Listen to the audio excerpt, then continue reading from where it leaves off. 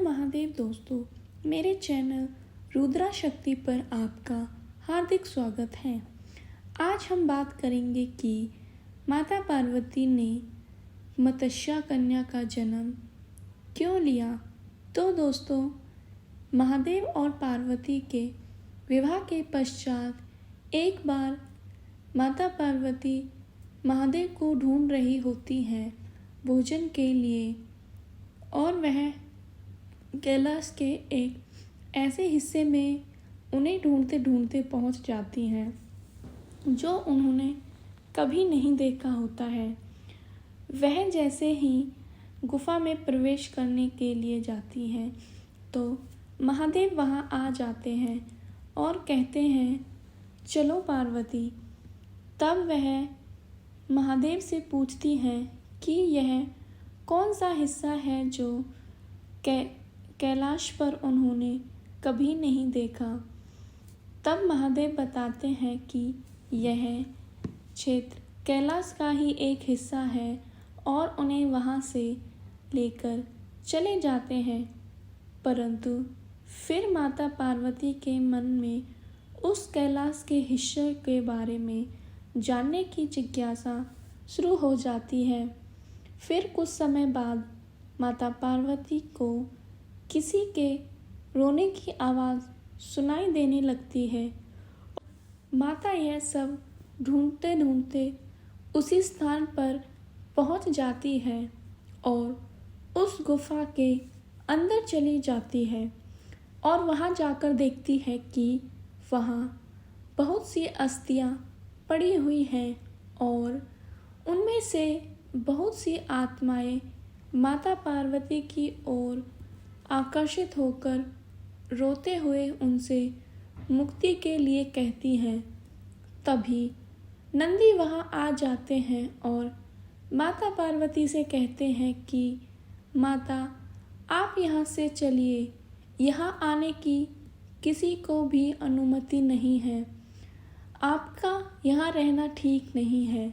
परंतु माता पार्वती इस बात से क्रोधित हो जाती हैं कि महादेव ने उन्हें अपने रहस्यों से क्यों वंचित रखा है। जब वह यह सब महादेव से पूछती हैं कि क्या हमें एक दूसरे के बारे में सब कुछ पता रहना चाहिए या नहीं, तब महादेव कहते हैं, क्यों नहीं। तब वह पूछती हैं कि फिर वो उन मुंडमालाओं का क्या रहस्य है। तब महादेव कहते हैं कि वह समय आने पर उन्हें सब कुछ बताएंगे। परंतु माता महादेव से गुस्सा हो जाती हैं। तब महादेव निर्णय लेते हैं कि उन्हें माता पार्वती को सब रहस्यों के बारे में बताना सिखाना चाहिए। तब वह माता पार्वती से कहते हैं कि सर्वप्रथम उन्हें तांत्रिक ज्ञान लेना आवश्यक है। वह तभी इन मुंडमालाओं का रहस्य जान पाएंगी और उन्हें मुक्ति दिलाने में सक्षम होंगी। तब महादेव माता को ज्ञान देने के लिए एकांत में ले जाते हैं और उनसे कहते हैं कि उनको यह सब सीखने के लिए एकाग्रता को स्वीकार करना होगा। परंतु जैसे ही महादेव ज्ञान शुरू करते हैं, माता पार्वती की बीच में ही आग लग जाती है। महादेव बहुत क्रोध करते हुए वहां से चले जाते हैं। फिर माता पार्वती उनसे माफ़ी मांगने लगती हैं और कहती हैं कि आप दोबारा इस गान को शुरू कीजिए। तब महादेव बताते हैं, अगर यह ज्ञान बीच में छूट जाए तो इसका परिणाम अच्छा नहीं होता है। फिर महादेव दोबारा ज्ञान शुरू करते हैं और दोबारा भी माता पार्वती सो जाती हैं और महादेव का गुस्सा चरम सीमा ले लेता है। माता कहती हैं कि पता नहीं हमें क्या हो गया था।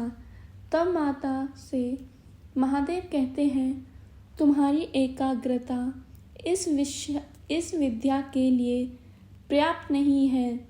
जाओ पुनः मछुआरों के साथ जन्म लो और उनसे सीखो क्या होती है एकाग्रता।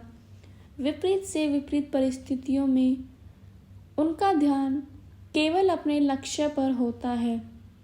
उनके साथ रहकर तुम्हें अनुशासन का महत्व समझ आएगा। तंत्रज्ञान का अपमान करने का एक यही पश्चाताप है। फिर माता पार्वती पश्चाताप करती हैं और नंदी के कहने पर भी लौटकर नहीं चलती हैं कैलाश, और कहती हैं कि वह महादेव के आदेश का उल्लंघन नहीं करेंगी और अपना पश्चाताप पूरा अवश्य करेंगी। माता पार्वती महादेव से माफ़ी मांगती हैं और उनका आशीर्वाद लेकर चली जाती हैं और देवी गंगा से कहती हैं कि वह इस कार्य में उनकी मदद करे। तब माता पार्वती एक छोटी बच्ची के रूप में मछुआरों के यहाँ गंगा द्वारा पहुँचाई जाती है और वहाँ सुकर्मा और उनकी पत्नी उस कन्या को अपनी बेटी के रूप में अपनाते हैं और उनका नाम मत्स्य रखते हैं। और कहा जाता है 18 साल बाद जब सुकर्मा की बेटी मत्स्य बड़ी होती है तो पुनः उनका विवाह महादेव से होता है। उसके बाद महादेव उन्हें तंत्र ज्ञान प्राप्त करते हैं। इसके बारे में जानने के लिए आप मेरी वीडियो ज़रूर देखना। धन्यवाद दोस्तों।